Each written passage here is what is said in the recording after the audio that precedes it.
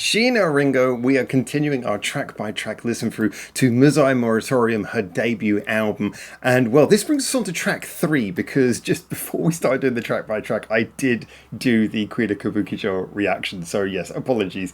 That kind of came in out of order. But we've heard Tadashi Machi, which to be honest, I just thought was a brilliant album opener. And some of you guys actually told me that apparently that was something that she wanted that to be her debut single, but then the record company convinced her not to, or asked for that not to be the choice. However, I thought that was a great song. I really enjoyed that. Arguably might even be my favourite Sheena Ringo song I've heard so far, but I am still quite new to her playlist. So anyway, we had that. Then we had Queen of Kabukicho in chronological order of the album, which, to be honest, I thought was, again, a really iconic song. Both songs, in their own way, having a little bit of an old school feeling, also having this very raw instrumentation to them, and having a sense of a little bit of, shall we say, commentary on the world around her, which does seem to be a big part of what this album is about. I know she was writing this in her teenage years, and even the very title of the album, and it makes very clear that we're talking about someone trying to find their place in the world when becoming an adult. So this is a very interesting point in her career, both as a debutante, but also as someone who's finding herself. And this brings us on to Marunouchi Sadistic, which is a very interesting title. Now, I've heard so many people talk about this song in advance. I'm not sure if am I going to suddenly recognize it when it plays or something. I mean, I haven't knowingly listened to any of these songs in advance, but obviously when you're in Japan for so long, you hear a lot of music. So I wonder, it doesn't have a music video as well. And just because so many people have talked about this song, I was expecting, this is going to be like a famous single, but no music video, nothing like that. It's just sitting politely at track 3 on this album. I'm very interested. The other thing as well, I mean, obviously, Tadashi Machi, it's talking about the city. It's talking about moving to the city. Then we've got Queen of Kabukicho being a part of Tokyo that's very famous for its drinking, and certainly, I mean, nowadays it's more like a drinking theme park, but you go back in the day, not even that long ago, and a certain underbelly of Tokyo kind of vibe. It certainly was the area where you wouldn't exactly really want a young woman, if she was your daughter, to be hanging around too much. So that's what that was kind of referring to. But Marunouchi is kind of like the business district. So I'm wondering whether this is going to refer to a very different part of life in Tokyo. So very interested that this seems to be like a commentary. I mean, funny enough, one of the bands who I most enjoyed growing up really from a very young age was actually Blur. And in the UK, Blur was obviously quite famous for a lot of their songs were cutting commentaries on modern life and what it was like to see people in modern life. So this is interesting, seeing this from a Japanese woman's perspective in Tokyo. So really interested to check this out. But here we go. This is Marunouchi Sadistic. I gave a little bit of a long intro for this, but I'm liking kind of talking through my thoughts before we get into everything. As always, I will be 100% honest with you, and especially considering how high the hype has been placed for this song and how much I liked the 2 songs directly before. It's got a high bar to meet, but hey, if anyone can do it, Sheena Ringo. Let's go. Ooh, that's cool.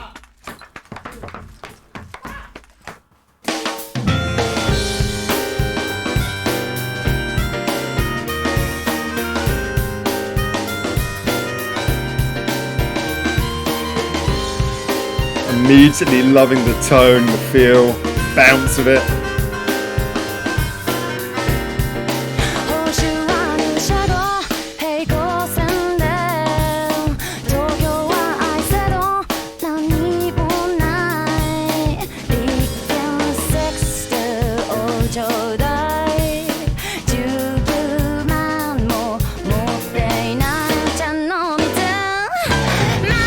I had that much money.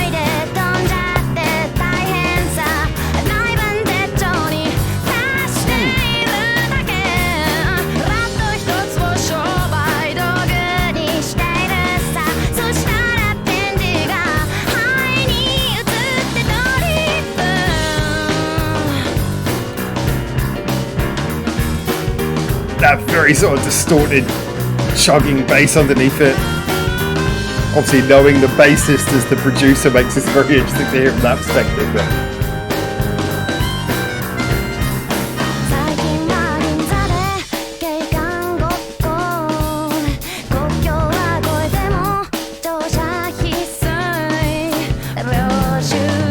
there we go.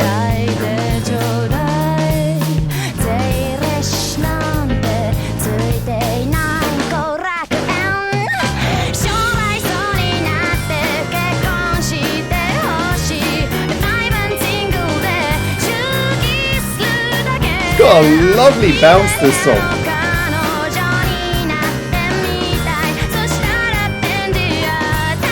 I love that kind of harmonica sound in there. It's so almost carefree. There we go.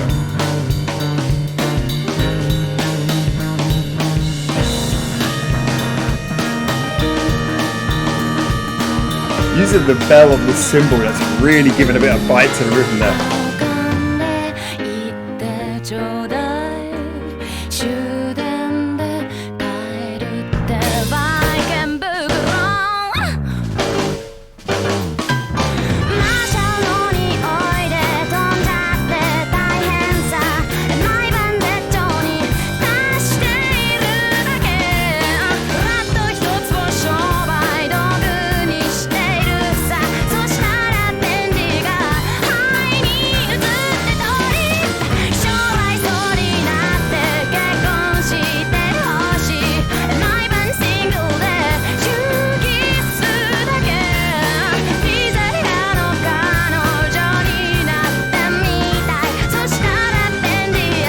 There's a real sense of just kind of a groove to this song. It almost feels jammed, just the way it kind of like bounces along.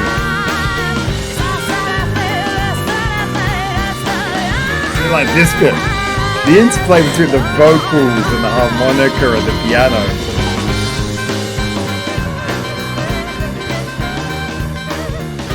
No, not a fade out. Don't do a fade out.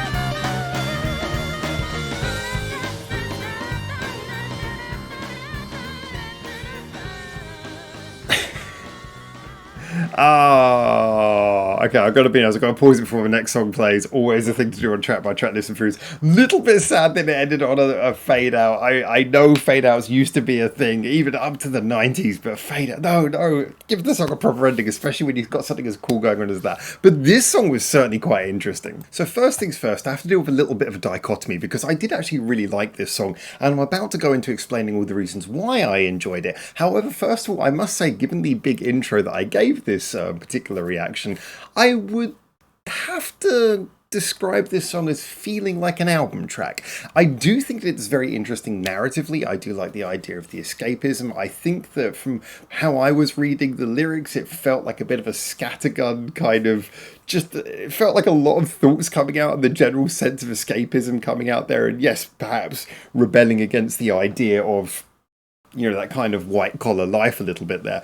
I would say though that, yeah, in all honesty, I do think that she certainly was putting a song down here that felt more like a precursor to a lot of the things that we've heard later on in her career. I wish I could think of a name of an example, but that one video they filmed in the R17 hangar with the two famous dancers, very different song, but kind of a similar feeling that it's a song that's more about building up a bit of a groove. As I mentioned, this song didn't just focus on putting cool musicianship into the song. It really felt like a song that was more built on just having a sort of a jam going.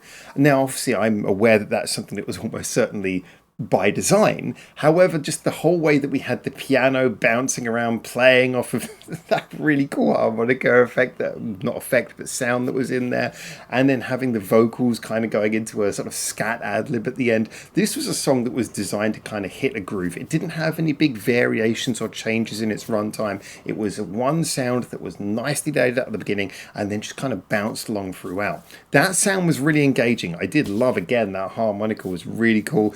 Gave the song a little bit of a laid back, kind of cheeky feeling. You could even say that the imagery you think of when you think of the harmonica is you think of it kind of being the prison instrument, which makes me think, oh, she's imprisoned in this kind of white collar prison life of being, you know, stuck in an office, and that's her penitentiary. I did think that was an interesting way that you could perhaps see the slightly carefree, tongue-in-cheek feeling of this song. But yes, it was definitely a piece of music that was bouncing along. It had a lot of funk. I would say this was a track where if you weren't bobbing along, tapping your foot, then to be honest, there's probably something wrong with you. It was so infectiously fun. However, once again, not a song that I felt was like remarkably noteworthy for having any big individual moments or a big chorus or anything like that. It was just a nice, fun groove with an interesting, quirky message and a really cool sound setup. I did also think that with the bass felt a little bit like I wanted it to join in a bit more with some of the playfulness that we were getting from things like the piano. And for the first half of the song, I was a little bit worried that the bass would probably be something that I wasn't actually enjoying as much as I expected, but then I did enjoy it as that started to free up as well and become a little bit more fluid. The song went from a simple funky bop to something that had a lot more life as it progressed. So for me, I really enjoyed this. Would I say that this is like a standout song that I really would remember compared to some of the other Sheena Ringo songs I've heard? Perhaps not. I think this is a song that definitely embodies a lot of the things that I like about her, but fits into a place where it was just pure, good, fun engagement. And then on to the next track. Certainly of the three I've heard so far, it's probably the one I would be least likely to put on repeat play. But I did really enjoy it. It's funny because I'm talking so much about the negatives here in a way, but if anything, I'm just sort of comparing it to such heights in the other two songs that we've had so far in this album. I did enjoy this though, and to be honest, the one thing that probably put this most into a place of being really great isn't so much the song in isolation as how it fits into the album. I will go back to what I said at the beginning and kind of double down on that fact that the album does seem to be playing a really cool game of drawing a storyline, an image. You know, we start with her leaving her hometown and coming to Tokyo in the opening track.